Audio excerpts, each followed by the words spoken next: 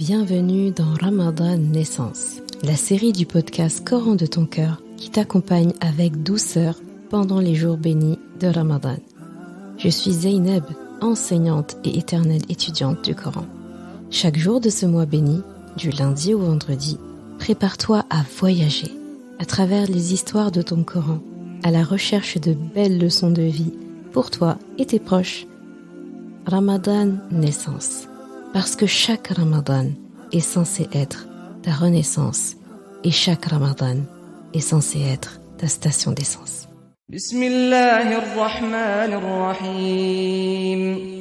قال قد أوتيت سؤلك يا موسى ولقد مننا عليك مرة أخرى إذ أوحينا إلى أمك ما يوحى أن اقذفيه في التابوت فاقذفيه في اليم فليلقه اليم بالساحل يأخذه عدو لي وعدو له وألقيت عليك محبة مني ولتصنع على عيني إذ تمشي أختك فتقول هل أدلكم على من يكفله فرجعناك إلى أمك كي تقر عينها ولا تحزن وقتلت نفسا فنجيناك من الغم وفتناك فتونا فلبثت سنين في أهل مدين ثم جئت على قدري يا موسى واصطنعتك لنفسي اذهب أنت وأخوك بآياتي ولا تنيا في ذكري اذهبا إلى فرعون إنه طغى فقولا له قولا لينا لعله يتذكر أو يخشى. Allah dit, ta demande est exaucée, ô Moussa, et nous t'avons déjà favorisé une première fois. Lorsque nous révélâmes à ta mère ce qui fut révélé, mets-le dans le coffret et jette celui-ci dans les flots, pour qu'ensuite le fleuve le lance sur la rive. Un ennemi à moi et lui le prendra. Et j'ai répandu sur toi une affection de ma part, afin que tu sois élevé sous mon regard. Et voilà que ta sœur te suivait en marchant et disait « Puis-je vous indiquer quelqu'un qui se chargera de lui ?»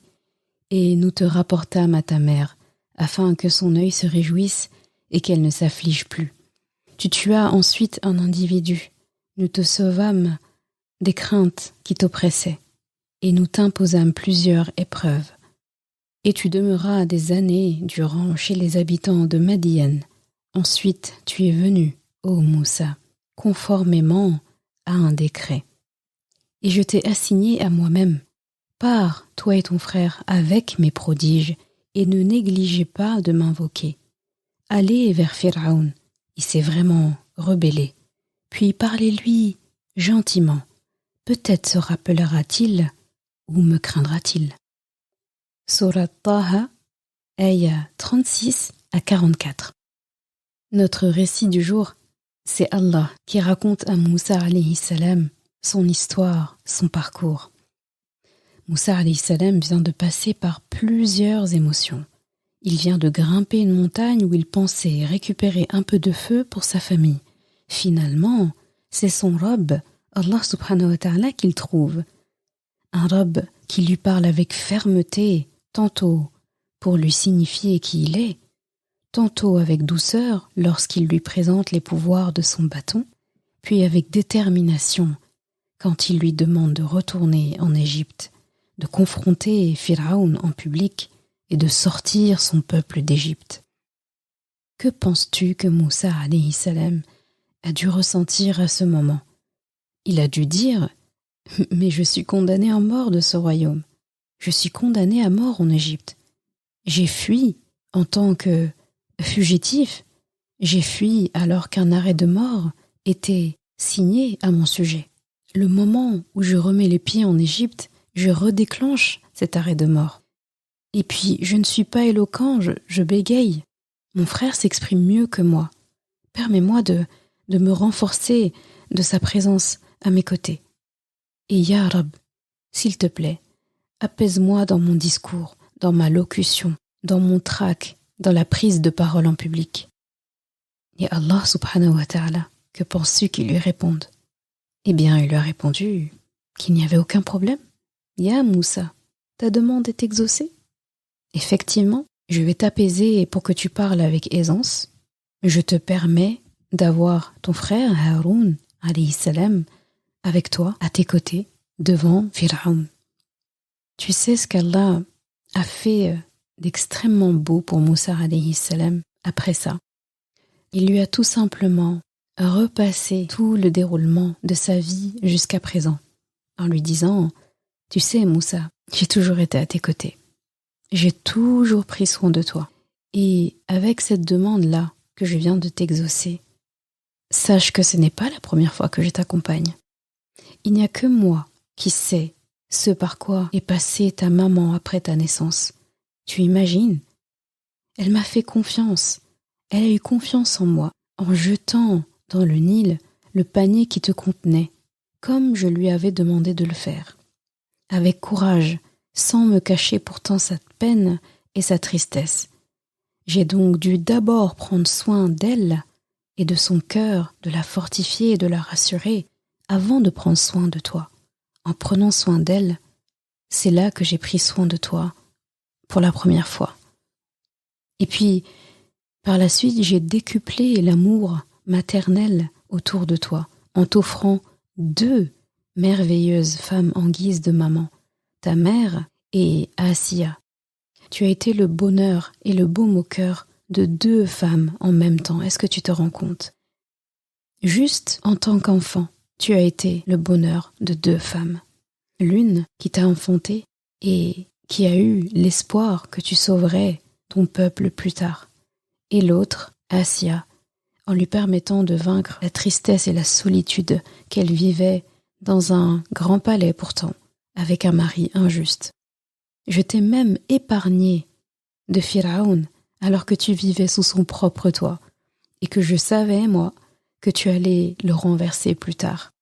Et puis je t'ai aussi donné une grande sœur très intelligente qui a pu suggérer au palais ta mère en tant que nourrice. Et c'est par son biais, c'est par ce geste que ta maman a pu retrouver le bonheur de t'avoir auprès d'elle et de t'allaiter. C'est moi qui ai fait que tu aies refusé le sein de toutes les nourrices du pays, juste pour te réserver le sein de ta maman, pour l'allaitement. Et quand tu fuyais l'Égypte, après avoir tué accidentellement un homme, là aussi je t'ai assisté. Tu as fui dans le désert et j'ai fait de sorte que le désert ne te tue pas. Et puis, rappelle-toi, quand tu es arrivé à Madian et tout ce qui s'ensuit, tu as vécu une vie paisible, tu as trouvé l'amour auprès d'une femme vertueuse, tu avais un beau-père pieux, tu avais un travail, un toit, une famille. Là, il y a de quoi se dire qu'Allah subhanahu wa ta'ala a fait preuve d'une immense rahma envers Moussa alayhi salam. Sachant cela, je te pose la question, que peut-il arriver de mal à Moussa alayhi salam après avoir été sauvé des eaux du Nil? Qu'est-ce qu'il peut bien craindre devant Fir'aun alors qu'Allah lui a donné plein de signes à présenter à Fir'aun? Que peut craindre un homme qui a baigné dans une sécurité émotionnelle, une affection maternelle double comme Moussa alayhi salam a vécu? Que peut craindre un homme qui a eu l'amour de son épouse, qui a eu le soutien de son grand frère, prophète Haroun, compétent? Eh bien rien. Cet homme ne pouvait rien craindre.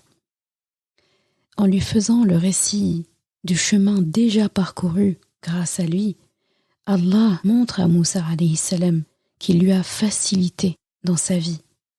Et Allah subhanahu wa ta'ala, en lui faisant ce récit, il lui a facilité le fait d'être reconnaissant. Il lui a facilité la gratitude. Il l'a apaisé. il l'a reboosté.